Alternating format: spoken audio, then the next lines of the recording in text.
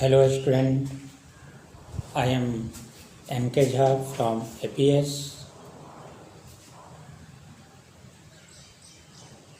How are you? I hope you will safe by the grace of God. As we know that the entire world is passing through very critical situation due to COVID-19. So stay home, that we should avoid the instructions of the great leader like Narendra Modi. And our school is providing you online class. So today I shall teach you subject, because subject is very vital for the sentence and for us, and we have to search, we have to understand how the sentence can be traced out. It's very essential, and you know very well English is a linking language, and by the help of subject plus verb plus object, मतलब subject verb और object का ही सारा खेल है। English के किसी भी sentence में, चाहे आप न्यूज़पेपर पढ़ते हैं, चाहे आप कोई मैगजीन पढ़ते हैं, जो भी सेंटेंस आप पढ़ते हैं वह सेंटेंस सब्जेक्ट के बाद वर्ब और वर्ब के बाद अदर वर्ड ही होता है।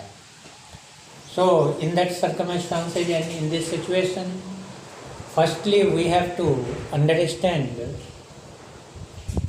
the part of subject. Subject क्या क्या हो सकता है और किसे हम सब्जेक्ट के रूप में यूज कर सकते हैं। So, very typical question, but marvelous and important for all of us. So, we should find out the part of subject. So, what is subject and how can I understand this is subject? So, subject के role में क्या क्या हो सकता है, किसको हम subject के रूप में यूज कर सकते हैं। तो सब्जेक्ट के रूप में आप दो ही पार्ट्स ऑफ स्पीच को यूज कर सकते हैं। एक होगा आपका noun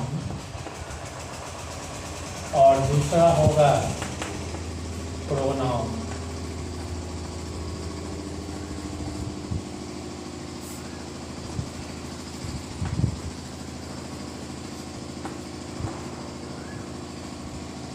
It means noun and pronoun can play the major role and using in the sentence as subject, either subject or object. noun का रोल सेंटेंस में या तो सब्जेक्ट के रूप में हो सकता है या तो ऑब्जेक्ट के रूप में हो सकता है। अब क्वेश्चन है कि नाउन को हम किस तरह से एक्सप्लेन कर सकते हैं, किस तरह से नाउन जो है सो सब्जेक्ट रूप में आएगा, ऑब्जेक्ट रूप में आएगा।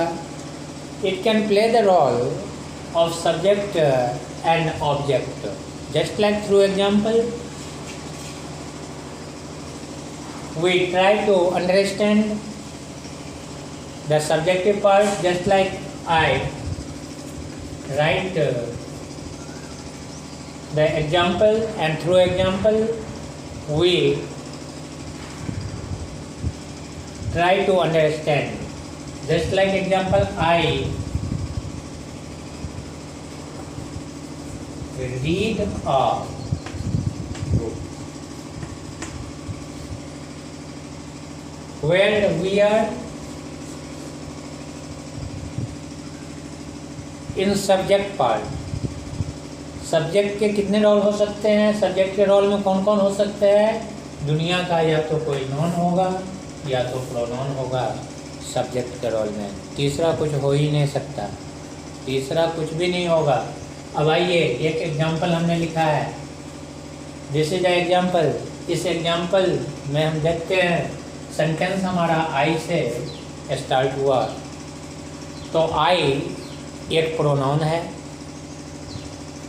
और एंड हुआ बुक पे जाके, तो बुक हमारा नाउन है।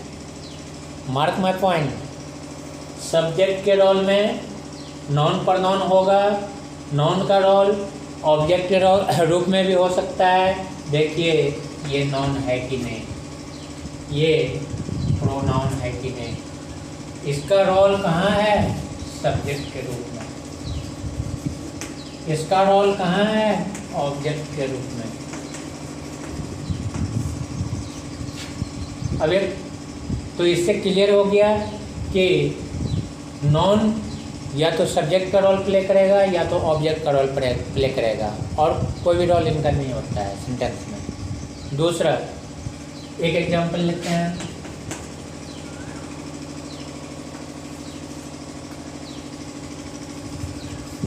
Ramesh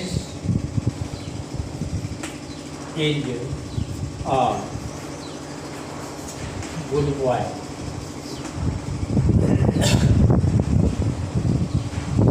Through example, we shall try to understand the subject part, and subject part में noun जो है सो हमेशा रोल प्ले करेगा या फिर pronoun रोल प्ले करेगा। तो सेकेंड एग्जाम्पल के माध्यम से समझते हैं कि रमेश क्या है? रमेश नाउन है। रमेश क्या है? नॉन है। कौन सा नॉन? Proper noun. अब ये नॉन है, ये सब्जेक्ट का रोल प्ले कर रहा है सेंटेंस में या नहीं? ये सब्जेक्ट का रोल प्ले कर रहा है, क्योंकि दुनिया का कोई भी सेंटेंस शुरू जो होगा वो सब्जेक्ट से ही शुरू होगा। दुनिया का कोई भी सेंटेंस सब्जेक्ट से ही शुरू होगा, और सब्जेक्ट के रोल में या तो नॉन होगा या तो प्रोनाउन होगा। तो सेकेंड एग्जाम्पल के अकॉर्डिंग यहाँ सेंटेंस नाउन से आरंभ हुआ, स्टार्ट हुआ। देखिए एंडिंग पॉइंट इसका, ये ऑब्जेक्ट है। अब बॉय क्या है? ये भी नॉन है।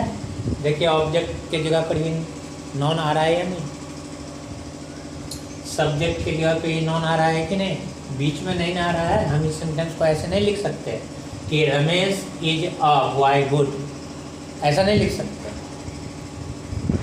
तो ऑब्जेक्ट के रोल में ये प्ले हो रहा है, और ये कॉमन नाउन है। बॉय कौन सा नाउन है?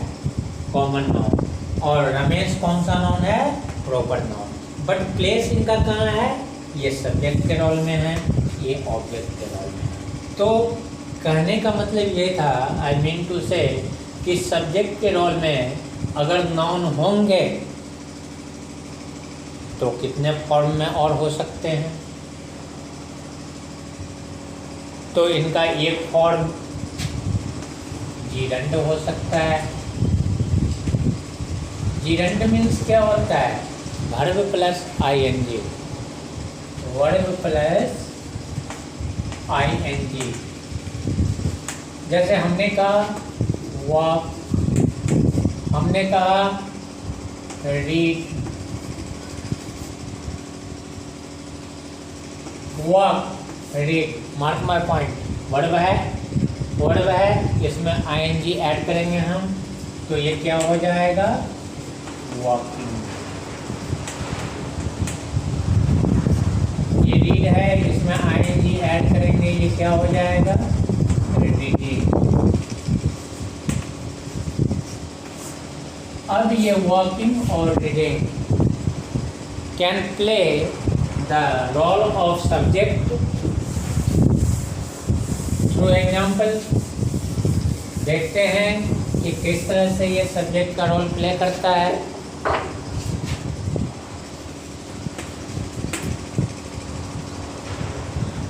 Walking is a good exercise। ये सब्जेक्ट है या नहीं, सब्जेक्ट है, ये तो कोई नाम नहीं है, ये जीरंड फॉर्म है। ये कौन सा फॉर्म है, जीरंड फॉर्म। इसके बाद देखिए वर्ड आ रहे हैं, ये वर्ड आ रहे हैं, तो सब्जेक्ट के बाद वर्ब आया, तो पहले हम लोग अभी कहाँ हैं, सब्जेक्ट पे हैं। सब्जेक्ट को अच्छी तरह से क्लियर कीजिए। तो ये वॉकिंग क्या हुआ, हमारा सब्जेक्ट हुआ। वॉकिंग क्या हुआ, सब्जेक्ट हुआ। Walking is a good exercise, this is subject. दूसरा,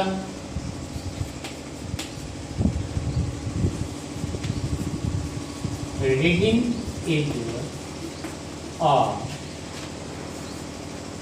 good habit। Here reading is in the role of subject after this is verb and this is other thing, other words।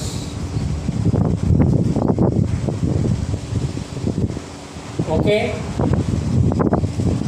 and good exercise, verb after this is other words, other things, कोई भी हो, दूसरा चीज़ है वो। तो पहले हम subject पे अभी हैं, सब्जेक्ट को अच्छी तरह से क्लियर कर लें। तो एक फॉर्म सब्जेक्ट का नॉन के रूप में क्या हो सकता है, आईएनजी फॉर्म वाला वर्ड, जो जैसे वॉक में आईएनजी जोड़ा तो वॉकिंग हुआ, और रीड में आईएनजी जोड़ा तो रीडिंग हुआ। अंडरस्टैंड? कोई डाउट है? नहीं आ रहा, कोई प्रॉब्लम? अब तीसरा नॉन का फॉर्म देखते हैं। एक तो नॉन हो गया आपका common noun, proper noun, material noun, abstract noun and collective noun. These can play the roles of noun subject, these can play the roles of subject. Okay, but दूसरी तरफ कि इन पार्ट को छोड़ करके कुछ पार्ट ऐसे भी हैं जो सब्जेक्ट का रोल प्ले कर सकते हैं, नॉन का रोल प्ले कर सकते हैं। तो उसमें एक नाम था जीरंड। जीरंड कैसे फॉर्म होता है, तो verb plus ING, just like walk plus ING walking, read plus ING reading. अब इस रीडिंग को सेंटेंस के बिगिनिंग में यूज करेंगे तो ये सब्जेक्ट का रोल में आएगा। अब किसी लड़का ने अगर कह दिया he is reading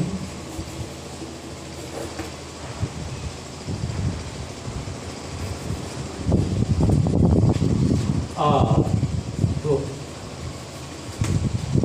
he is reading a book, ये यहाँ भी रीडिंग आया, but this is verb, this is verb, क्योंकि कोई भी सेंटेंस सब्जेक्ट से शुरू होता है।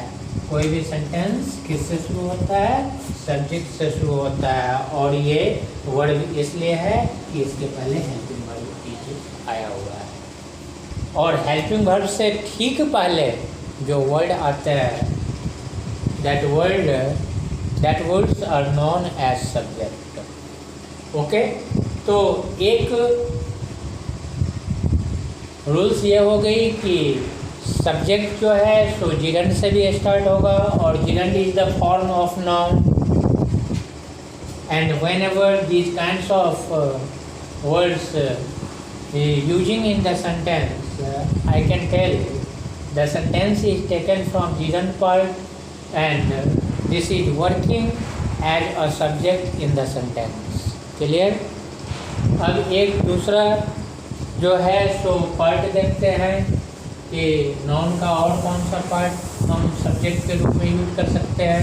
इसको बहुत अच्छी तरह से आप लोग ध्यान दे करके पढ़ेंगे। इसके बाद मैं वर्ब पढ़ाऊँगा सब्जेक्ट के बाद, और सब्जेक्ट आपको समझना बहुत ज़रूरी है, तब हम सेंटेंस लिखेंगे तो आपको समझ में आएगा। नंबर 2 ये जीरंड, नंबर 2 इन्फिनिटिव।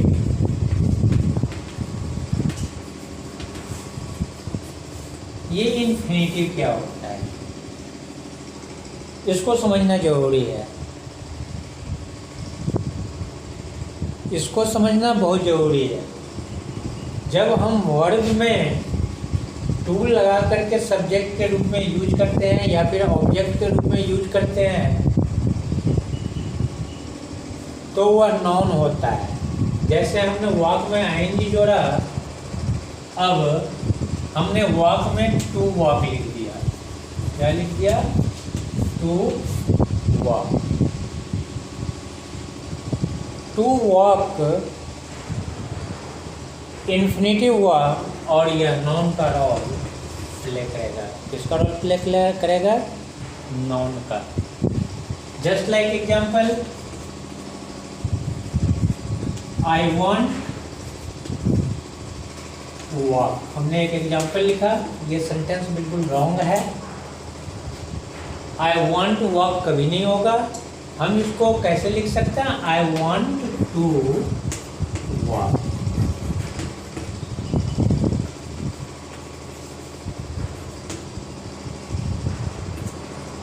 यहाँ टू क्यों लग गया? क्या रीजन था कि ये सेंटेंस गलत हो गया? यहाँ टू नहीं लगा इसलिए गलत हो गया, लेकिन टू लगा क्यों? What is the reason behind it? We have to find out and we have to think about it. ये वर्ब है और वर्ब के बाद तो हमेशा अदर वर्ड्स जो आएगा वो या तो नॉन होगा या तो प्रोनाउन होगा। तो ये वॉक जो है सो अगर हम लिख देंगे तो वर्ब ही लिखा ना, फिर वांट जैसे लिखा ये भी तो वर्ब है। तो वर्ब है तो एक सेंटेंस में दो वर्ब हम यूज नहीं कर सकते। इसका मतलब हुआ कि वर्ब के बाद सब्जेक्ट के बाद जो वर्ब आया उस वर्ब के बाद ऑब्जेक्ट यूज करना है। सेंटेंस का स्ट्रक्चर तो ये लिखा हुआ है, सब्जेक्ट वर्ब ऑब्जेक्ट। तो वर्ब के बाद तो हमें ऑब्जेक्ट यूज करना है, ना कि वर्ब के बाद वर्ब यूज करना है। It is not correct. So according to the concept you have to use infinitive one if this kind of sentence is written, you will have to correct by the help of infinitive. So we have to correct it. I want to walk. अब ये sentence बिल्कुल correct हो गया। अब ये sentence बिल्कुल correct हो गया। अब इसको हम देखते हैं। ये सब्जेक्ट है ना? Yes, this is subject because the subject is working in the sentence. Want verb है और ये रिमेनिंग पार्ट जो बचा वो ऑब्जेक्ट है। सब्जेक्ट वर्ब ऑब्जेक्ट, ये रिमेनिंग पार्ट ऑब्जेक्ट है। यहाँ रिमेनिंग पार्ट ऑब्जेक्ट नहीं था इसलिए गलत हुआ। क्यों? क्योंकि मैंने कहा नाउन का रोल कहाँ होगा? या तो सब्जेक्ट में या तो ऑब्जेक्ट में। Either in subject you can use, either as a subject you can use or as a object you can use. Okay, clear? तो नॉन का दूसरा पार्ट एक था इन्फिनिटिव, जिसको भी हम सब्जेक्ट और ऑब्जेक्ट के रूप में यूज कर सकते हैं। और नॉन का सीधा सीधा रिलेशन किससे है? सब्जेक्ट के रूप में यूज होगा नॉन हमेशा, या तो ऑब्जेक्ट। दूसरा कहीं प्लेस इसका नहीं बनता है सेंटेंस में, और कहीं अगर लिखोगे या लिखा जाता है it is totally wrong. So I mean to say you have to follow subject part because subject part is very essential, and you have learned gerund and form of noun and infinitive part for subject. Okay, either you can use noun in the sentence as a subject or object. Clear? Okay, thanks. Village.